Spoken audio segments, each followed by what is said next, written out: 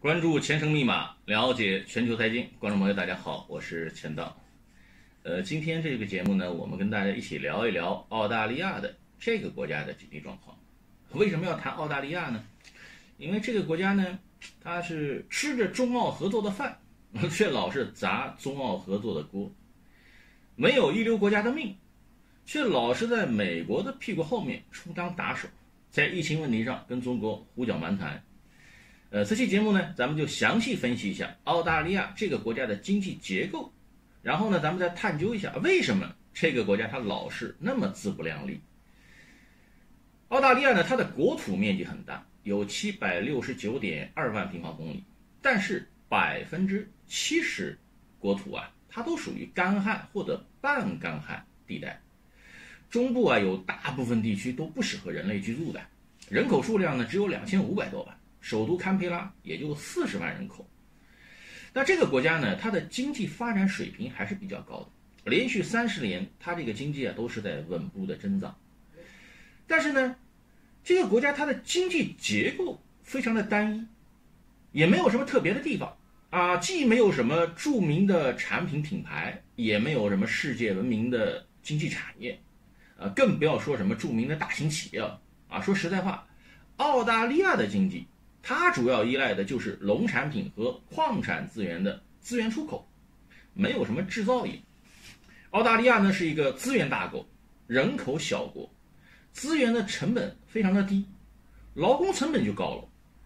制造业价格在国际上呢肯定是没有竞争优势的啊。所以呢，这个澳政府啊，它为了扬长避短，通过这个国内产业结构和贸易结构调整，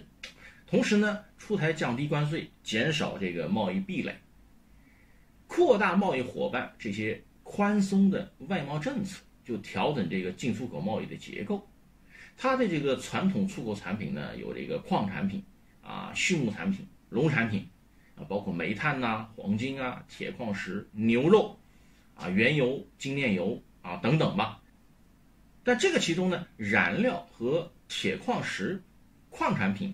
这个出口啊，占这个澳大利亚总出口总值的1/3。我们不可否认啊，澳大利亚的经济它连续30年都是在稳步增长。但是呢，如果我们稍微分析一下澳大利亚的整体经济水平，它的 GDP 跟韩国相当，差不多等于中国一个江苏省的水平。但是韩国有三星，有 LG， 有15家世界500强企业。澳大利亚有什么？澳大利亚貌似经济很强，但是实际上它对全球经济的这个影响力啊，真的很弱。其实，它就相当于体格大一点的希腊，这种说法呀，其实一点都不夸张啊。我们看一看啊，澳大利亚统计局公布了2020年1季度的这个 GDP 数据，从实际公布的数据来看呢，1季度是下跌了0.3%。那么年率呢，它还是保持一个1.2%到1.4%的这样一个增长。但其实我们清楚，澳大利亚这个新冠疫情的影响主要出现在3月份的中旬开始，也就是说第1季度受影响的部分还没有那么大，但是整个2季度澳大利亚几乎是等于一个经济停滞的状态，所以呢，2季度的经济数据只会更差。不出意外的，大家可以看到啊，澳大利亚将会迎来连续2个季度的 GDP 的下滑，也就是说，将近30年历史上第一次的经济衰退，那肯定是逃不掉的。就这么一个情况，这个澳大利亚政府呢，他还不惜充当美国的打手，提出所谓对新冠疫情的叫独立调查，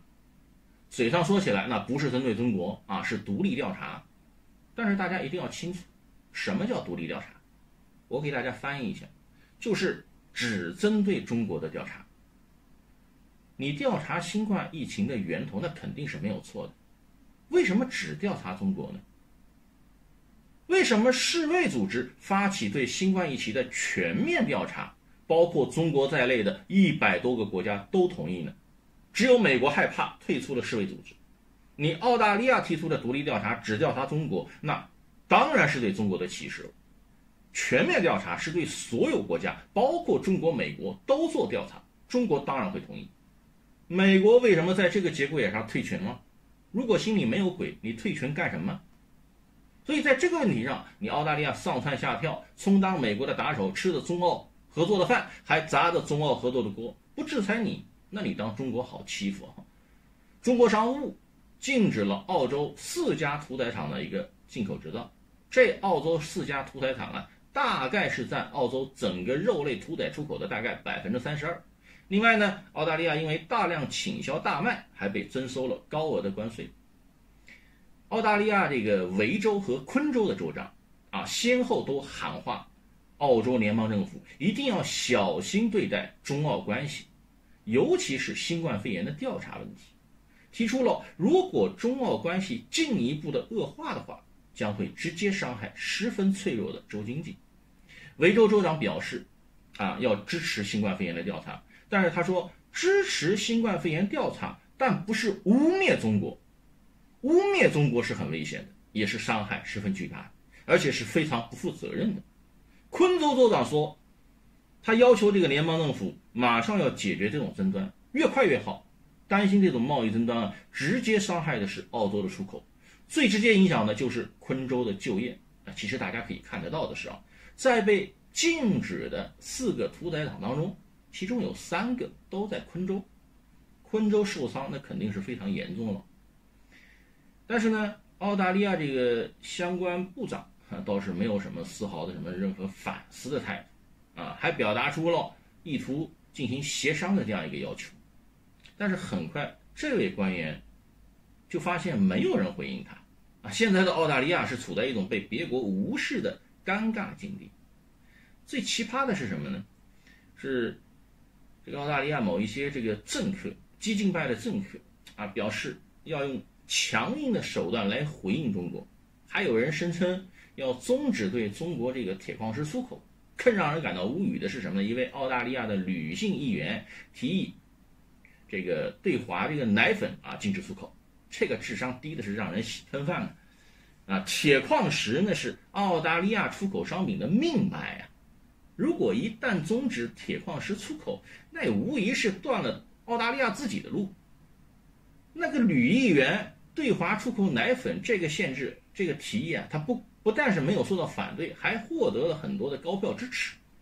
最让人感到好笑的是呢，这个提议还没实现呢，作为这个澳大利亚最大的奶粉出口商先破产了。破产的原因是什么？是中国受疫情的影响减少了对奶粉的进口需求。大家想一想，中国人缺奶吗？荷兰、新西兰、德国都在等待的机会巴西虎视眈眈地盯着中国铁矿石这么一大块蛋糕。资本市场是永远不会缺买家的，更不缺卖家。如果全球的某一供应链发生了错位，那么资本市场将会发生它自身的调控属性，第一时间予以补充。这一点，澳洲政府一定要有一个清醒的认识，否则生意丢了还不知道自己败在哪。澳大利亚你做不到你既在讨好美国的同时，还要打压中国，还想恢复和中方的正常贸易往来，跟中方交恶只有可能让你自身难受而且会让美国从中获利。中国已经非常有限度地使出了反制手段，这些都表明在涉华问题上中国的姿态非常的明确。其实对于澳洲的这些无理，中国有太多的反制手段了，随便几下都可以痛打莫里森的基本盘。之所以没有使出所有的手段，是基于中澳合作的大局我们认为北京和堪培拉就进一步加强合作的空间，暂时的障碍不影响中澳长期交往的一个基本面。澳大利亚已经失去了部分的对华份额，如果再执迷不悟，对中方的事务你指指点点，那么等待他的那肯定是更加难以承受的后果。所以我们也劝这个莫里斯团队要三思而后行，不要给美国做嫁衣也不要在中美之间耍这种小心思。值得一提的是呢，在这个铁矿石市场低迷的情况之下，我们国家铁矿石进口表现非常良好。根据我们国家相关部门的数据显示，今年的前4个月，我们国家进口铁矿石3.6亿吨，同比增加了5.4%。另外啊，预计啊6月份铁矿石的进口量可能会创年内的新高。而对于现在经济正处于低迷的澳大利亚来说，我们国家铁矿石需求旺盛啊，可能会给澳大利亚加大对华出口带来契机，而助力澳大利亚经济提升。但是前提是什么？澳大利亚一定要摆正心态。好的，点击关注并转发，签到，深感谢。